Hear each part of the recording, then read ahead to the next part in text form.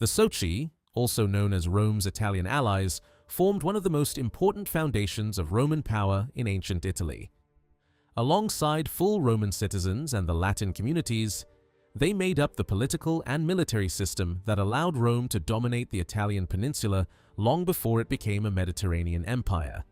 These allied communities were not Roman citizens, but they were bound to Rome through formal treaties that required military cooperation and political loyalty.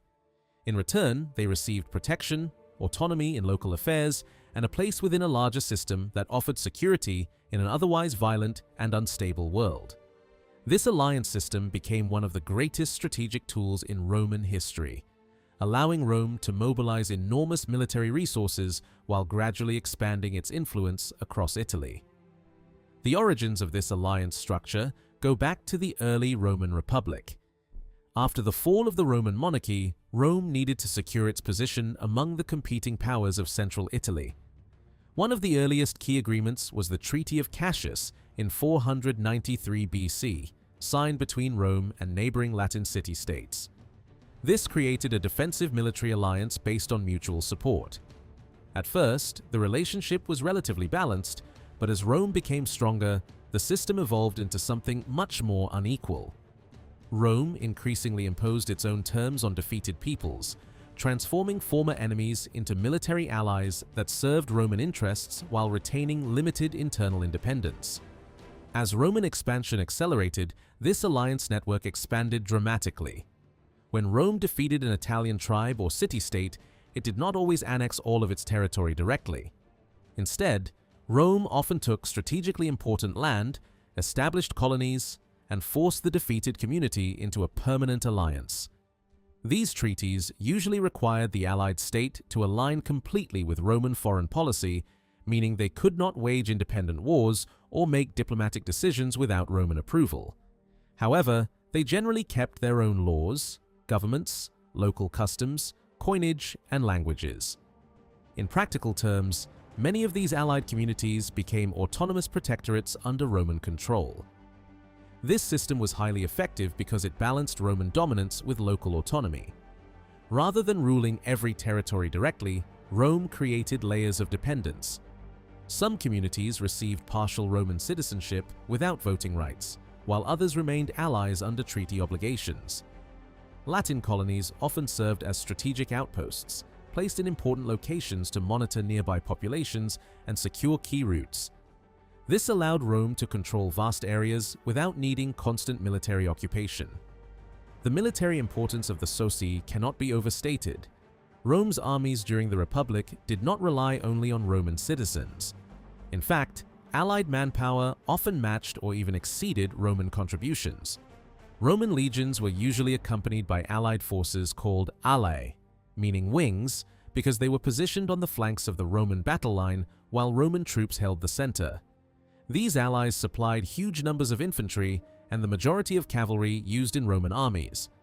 In many campaigns, around half of the army consisted of non-Roman allied soldiers. Despite their military contributions, the allies had almost no influence over Roman strategic decisions. They were expected to provide troops when demanded, fully equipped and ready for service, but they had no formal voice in Roman foreign policy or war planning. Decisions about campaigns, diplomacy, and expansion were made entirely by Roman consuls and the Senate. This imbalance created long-term resentment, even though the system delivered real advantages. Those advantages were significant.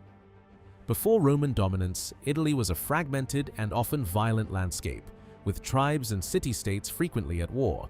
Joining Rome's alliance system meant protection from hostile neighbors and outside invaders.